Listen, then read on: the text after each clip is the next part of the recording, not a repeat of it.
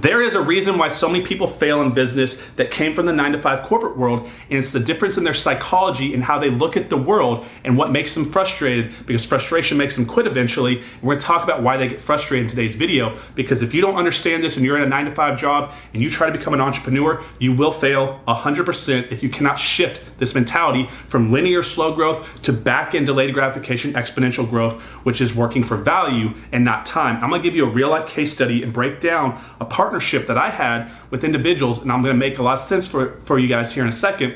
And then at the end, I'm gonna show you another way to really increase the value on your properties that you're working on, how to work with contractors to get the best bid. But let's talk about this here real quick, because if you don't understand this, you're gonna have a very tough time transitioning from the earned income world where you're trading time for checks to an entrepreneurial mindset where you may not get paid for a very long time, but if you pull it off, you make a lot more money and have a lot better life than you ever would working for someone else, okay? So this is what most people in the world do. They went to school, they went to college, they were told the best way to succeed in life is to get a 9-to-5 job. We now know that's not the case. We know that's not the case, right? So most people in the 9-to-5 world, they get conditioned for being there for many years. Then they say, I'm never gonna hit my goals. I've been making the same amount year after year, I'm not moving forward, and they realize the only way to get outside themselves is to get outside themselves and go start a business, right? So they look in the world of different options and they say, hey, real estate looks great. It has passive income, it has equity, it has duplication, has multiple streams of income, everything that creates wealth. So they decide they want to become a real estate investor or a real estate agent. Now, they've been working for 10 years trading time for checks. They go and trade 9 hours or 8 hours a day and they get paid for those 8 hours. So even if they're adding value to the business or not, they're still getting paid. And most of them over the years figure out how to provide the least amount of value to the business as possible and show up the least amount as possible and leave as fast as possible without losing their job. So people are creatures of habit and path of least resistance type of mentality. So what most people in the 9-to-5 world figure out is how to do the least amount but still get their full pay, because it doesn't matter how much the company makes, because that doesn't adjust them unless they're getting bonuses, which is why companies get bonuses. But then eventually they're conditioning themselves to be very lazy, I guess you could say. They're figuring out how to work less to keep the same money coming in, if that makes sense. When you come over here, that is your death sentence. You do not get paid as an entrepreneur for time. You get paid for adding value to the marketplace. If you cannot create value for someone, you will not get income. You will have no money coming in. You have to create value to the marketplace. You could go out there and technically work 100 hours a week for 3 years straight and actually lose money as a business owner, as an entrepreneur. So if you're not adding value, you're not getting paid. And this is where the big confusing part of the business comes in for a lot of people. And so you need to ask yourself, how valuable are you to the marketplace over here? Are you easily replaced? If you're just one of many and everybody can do what you're doing and you haven't built your skill sets, you haven't gone out there and created leverage in the marketplace through teaching yourself, through self-development, through working with mentors, through trading your time as an intern to individuals that can give you these skill sets, guys, if you're easily replaced, your income is like this. The harder you are to replace, the more skill sets you create over time, the more you get paid, because you're harder to replace. You're more valuable to the marketplace. Now let me show you a real life case study here and break this down. So when I got into the business, I was not financeable. You guys know my history. I was 65 grand debt. And so I was having to use partners. And my partners had good income and good credit because they were working 9-to-5 jobs. But they were in the time, trading time for mentality for checks, right? And so they didn't understand how money was made in business, which is not time, it's value. And what happened was we were doing renovations together. They were putting up all the money. I was finding the property, and we got into some arguments at the end when we were looking at the numbers. They truly 100% believe they put more time in and added what they thought was value to the business or to the deal, but they weren't adding value. I was the one adding value, creating the profits. And here, let me break this down. So these two individuals, when the contractors were at the property, they would drive out there 45 minutes of property all day, every day, and stand there literally over the contractors and watching them paint every paint stroke. Oh, you missed a dot. Oh, you missed a dot over there, right? First of all, don't stand over your contractors. Let someone, it'll piss them off. They'll not want to work with you, and they'll realize you don't trust them.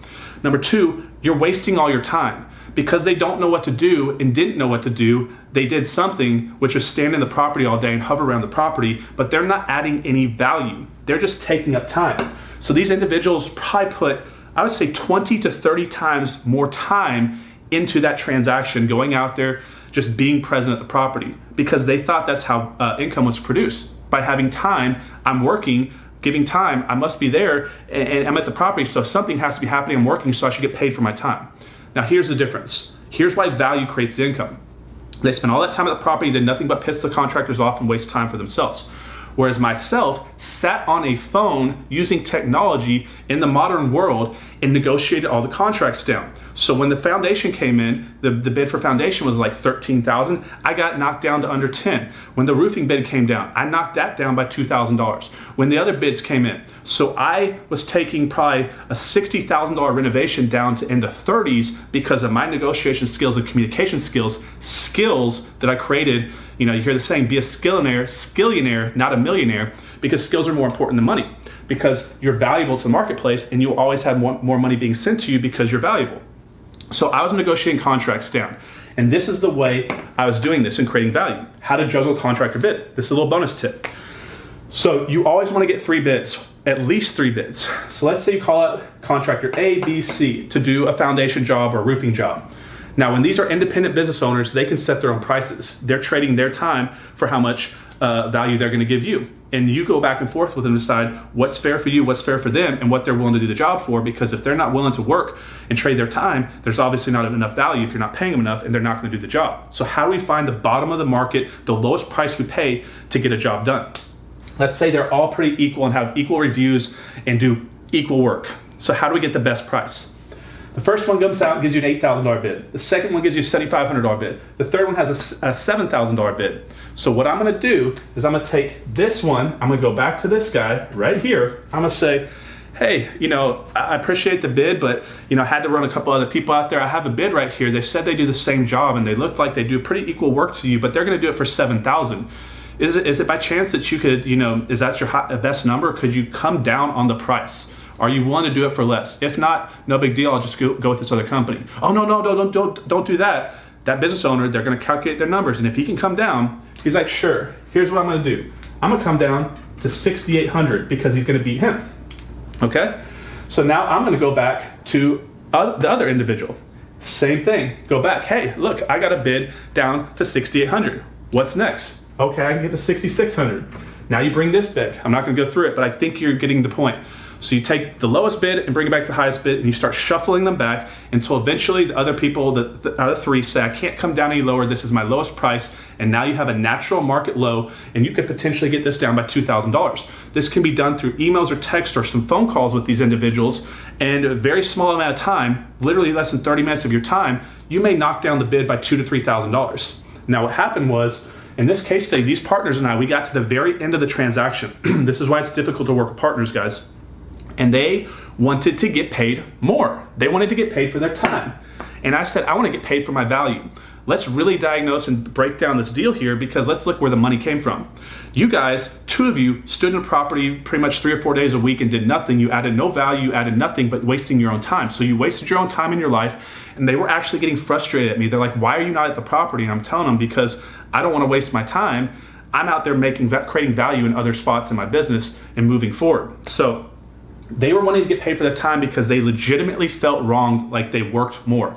And they did. They put a substantial amount more time into this deal, but they had no value. I created all the income in that deal because I took all these bids and through my communication skills negotiated these contracts down, saving us tens of thousands of dollars. And that's where the real profit came from in the deal, not because they stood in the property all day looking at the contractors. If you cannot understand the difference between time and value to the marketplace, you will lose and you will not build a successful business, and you're going to get frustrated because you're working so much and nothing's happening. You're not making any money. Guys, you may go a year or 2 before you turn a profit in business. That's very, very common.